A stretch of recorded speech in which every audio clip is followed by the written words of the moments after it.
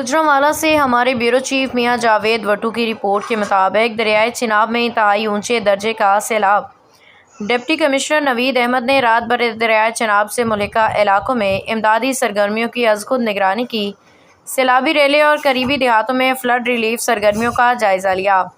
رانا بہرام کے علاقہ سے سیلابی پانی میں پھنسی ایک فیملی کو کشتی کے ذریعے بچایا گیا۔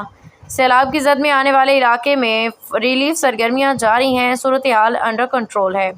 دریائے چناب کے قریبی تمام علاقوں میں ریسکیو اہلکار کشتیوں میں نگرانی کر رہے ہیں۔ ہیڈ میرالہ بیراج کے مقام پہ پانی کی آمد 8,44,000 کیوسک ریکارڈ کی گئی ہے۔ خانکی بیراج کے مقام پہ 6,91,880 کیوسک آمد، جبکہ 6,91,305 کیوسک اخراج ریکارڈ کیا گیا، جبکہ قادر آباد بیراج کے مقام پہ 2,78,804 کیوسک آمد، جبکہ 2,70,292 کیوسک اخراج ریکارڈ کیا گیا۔ ضلعی اسناد ضلعی انتظامیہ کی طرف سے فلڈ ریلیف کیمپ قائم کیے گئے ہیں۔